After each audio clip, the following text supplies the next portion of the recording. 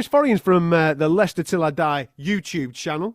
Obviously, it knows the ins and outs of Leicester. Listen, Chris, I know that you've just been catching a little bit about what me and Mickey have been saying about your manager. It'd be absolutely crazy to be going anywhere else right now, wouldn't it? Because he's on a right good thing. He's got you ticking, and you want him to obviously take this road into Champions League football next season. Good evening, Agam and Mickey. I mean, yeah, he's basically said, he's got this on repeat. He's not interested. He's happy where he is.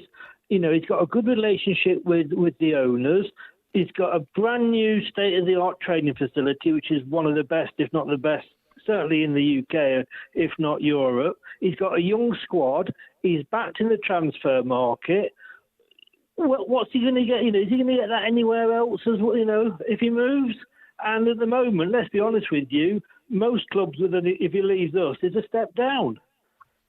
That's what we said. That was the kind of the conversation that we had, Chris. I mean, many years gone by, you would have jumped at the chance to go to Spurs if that opportunity was there. You would have jumped at the chance to go to Arsenal if that chance was there. But the squad of players that Brendan's got with him right now, and you just mentioned there the relationship he's got with the owners and what he's achieving at the club, after the disappointment of the last day of the season, last time around, if they get Champions League football, he's a step ahead of probably where he should be, Brendan, at the moment. He's done a brilliant job.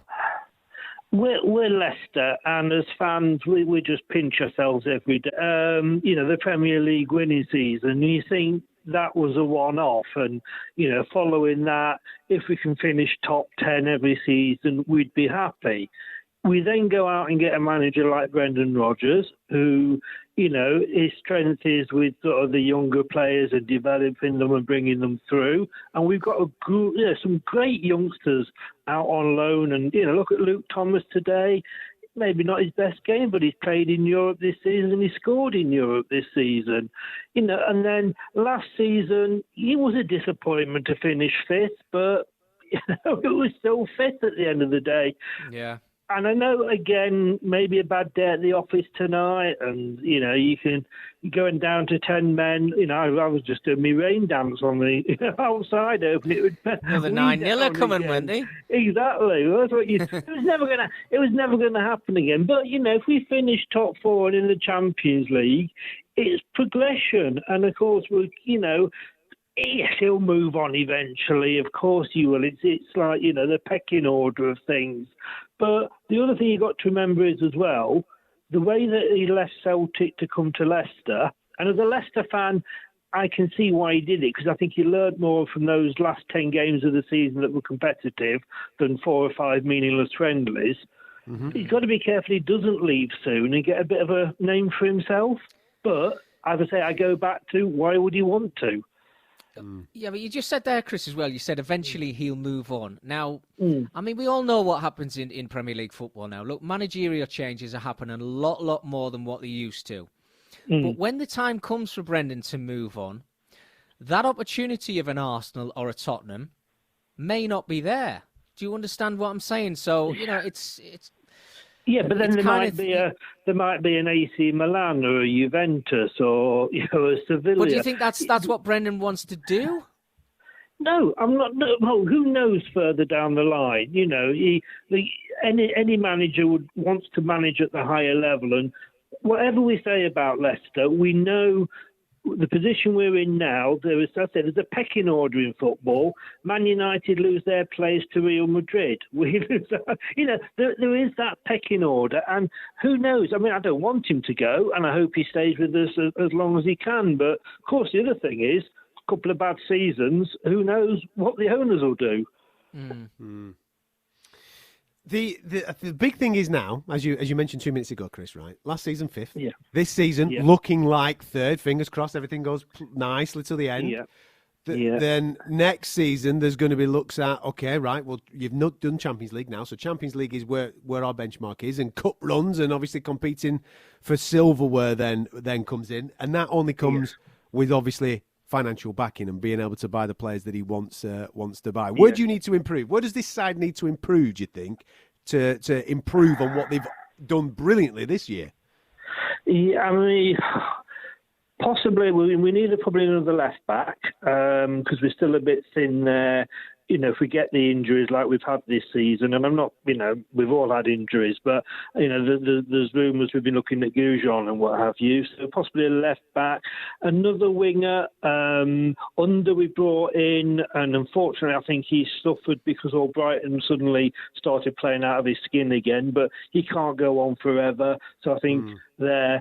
Importantly, when you look at we always had Vardy, we had Inacho. We've kind of stumbled on this two up front and a bit of a change of formation behind, and it's working. And, we've always said all season, past few seasons, we need somebody to come in that will be able to replace Vardy. We need, we need a replacement for him when he's getting on. We are now saying we need to bring in somebody that can play with Inacho. Yeah. And that's the difference. And we haven't got anybody at the moment because Perez is the nearest thing, but he's not an out-and-out striker. He's more of a Maddison-type player.